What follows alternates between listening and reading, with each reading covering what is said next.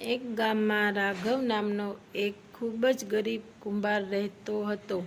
તે આખો દિવસ મહેનત કરીને માટીના વાસણો બનાવતો, પણ તેને તેની મહેનતના પૂરતા પૈસા મળતા નહોતા.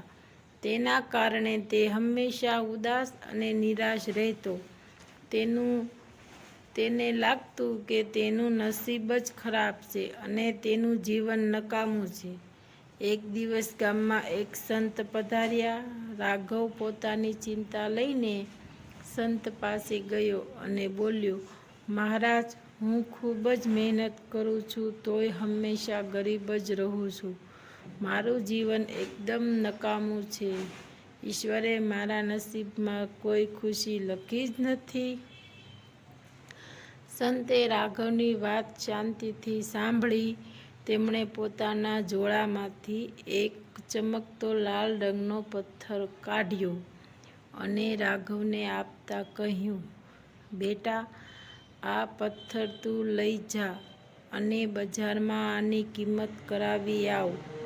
પણ યાદ રાખજે, આને માત્ર બતાવવાનો છે, વેચવાનો નથી.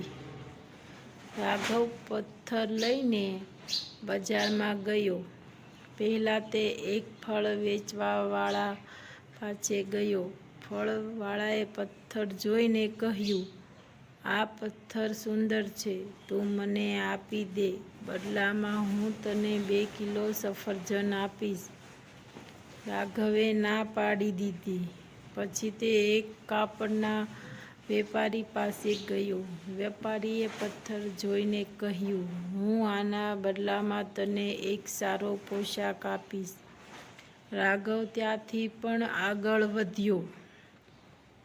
ત્યારબાદ તે એક સોની ઝવેરી પાસે ગયો. સોનીએ પથ્થરને ધ્યાનથી જોયો. તેની આંખો પહોળી થઈ ગઈ. તે બોલ્યો, આ તો ખૂબ કિંમતી રત્ન છે. હું તને આના બદલામાં 1 લાખ રૂપિયા આપીશ. રાઘવે સંતની શરત મુજબ ના પાડી દીધી. છેલ્લે રાઘવ શહેરના સૌથી મોટા હીરાના પારખું હસમુખભાઈ પાસે ગયો. હસમુખભાઈએ પથ્થરને કાચ નીચે બારીકાઈથી જોયો. તેમણે તરત જ પોતાનું આસન છોડ્યું, પથ્થરને એક રેશમી કાપડ પર મૂક્યો અને તેને પ્રણામ કર્યા. તેઓ બોલ્યા, ભાઈ, આ તો અમૂલ્ય લાલ માણેક છે. જો હું મારી આખી મિલકત વેચી દઉં તો પણ આની કિંમત ચૂકવી શકું તેમ નથી. રાઘવ તો આભોજ બની ગયો. તે દોડ્યો સંત પાસે પાછો આવ્યો અને આખી વાત કહી. સંતે હસીને કહ્યું, રાઘવ, આ પથ્થરની જેમ જ તારું જીવન પણ એક અમૂલ્ય માણેક છે.